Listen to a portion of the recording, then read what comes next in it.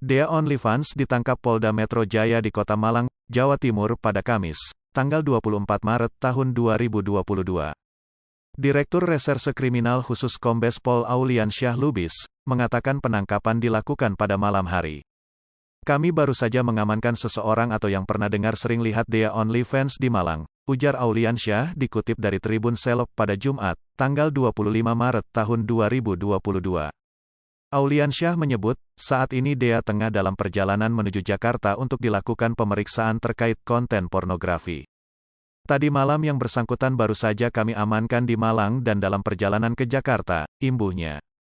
Sosok Dea kian dikenal publik tanah air usai hadir pada podcast di kanal YouTube Deddy Corbuzier. Saat diwawancarai, dia blak-blakan menjelaskan aktivitasnya pada akun aplikasi OnlyFans pun jadi perbincangan. Dea OnlyFans memiliki nama lain Gresites di media sosial Twitter dan Instagram. Sementara, nama asli Dea adalah Gusti Ayu Dewanti. Dea dikenal publik karena sering mengunggah konten foto atau video syur di akun Twitter @Gresites. Pada akun Facebook pribadinya, Dea mencantumkan riwayat pendidikannya. Dia menuliskan jika dia merupakan alumnus SMA N1 Negeri Malang, sedangkan pendidikan tingginya di Universitas Diponegoro. Selain sebagai konten kreator di media sosial, Dea pun menekuni pekerjaan lain. Pada unggahan di akun Facebooknya, perempuan 25 tahun itu juga pernah menjadi pengulas product reviewer, salah satu brand kosmetik terkenal. Tak hanya itu saja, Dea pun sempat menjual beberapa produk makanan melalui akun tersebut. Bakso aci hingga cuanki mie pernah dipromosikannya di media sosial buatan Mark Zuckerberg itu.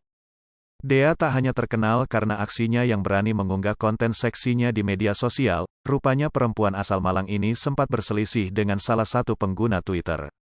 Akun @titaastita pernah membuat thread tentang Dea OnlyFans pada tanggal 10 Maret tahun 2022 lalu. Dia mengaku sebagai salah satu korban perundungan, bullying, yang dilakukan Dea OnlyFans. Akibat dirundung, @titaastita pun tidak hanya depresi selama 4 tahun dan hampir melakukan bunuh diri. Melalui akunnya yang bernama @Gresites, Dea pun membuat utas balasan untuk meminta maaf pada hari yang sama dengan utas milik @titaastita dibuat. Selamat siang Kak Tita, aku minta maaf sebesar-besarnya atas apa yang pernah kau perbuat dulu keren aku gak bijak dan terlalu gegabah ya Kak, aku terima segala konsekuensinya karena kebodohanku di masa lalu, gak jadi pembenaran juga walau wekat itu masih 15 tahun, ujar Dea membuka utas.